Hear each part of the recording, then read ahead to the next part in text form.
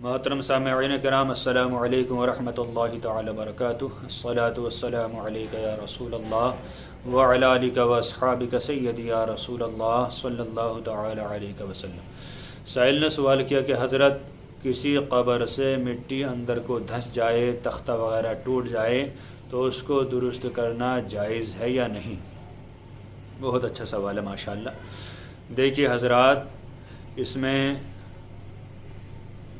جو قبر کی مٹی گر جاتی ہے یا تختہ ٹوٹ جاتا ہے، اس میں دو صورتیں بنتی ہیں۔ نمبر ایک، یا تو قبر کو کسی جانور نے کریت دیا، مٹی کو ہٹا دیا ہے، اپنی جگہ سے الگ ہو گئی ہے، تو اس کو بالکل درست کرنا بالکل جائز ہے۔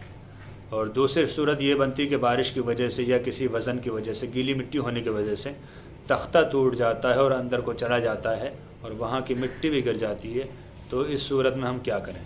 دیکھیے حضرات، نئے سرے سے تختہ لگانا یا اندر جا کر وہی تختہ نکال لینا اور اسے درست کرنا، یہ تو جائز نہیں ہے۔ شریعت اس کی اجازت نہیں دیتی۔ کسی بھی قبر کو کھولنے کی، اس میں داخل ہونے کی یا نیا تختہ لگانے کی شریعت اجازت نہیں دیتی۔ البتہ اتنا ضرور ہے کہ جہاں تک ہو سکے گھاس پھوس وغیرہ ڈال کر، لکڑی وغیرہ ڈال کر، ٹہنیاں بیری وغیرہ کی ڈال کر اور اسے صحیح معنی سے چھپا دیا جائے، اور جو مٹی اسی قبر کی تھی اسی کو دوبارہ چڑھا دیا جائے، درست کر دیا جائے۔ نئی مٹی دور سے لانا، الگ سے لا کر قبر پر چڑھانا، یہ جائز نہیں ہے، شریعت اس کی اجازت نہیں دیتی۔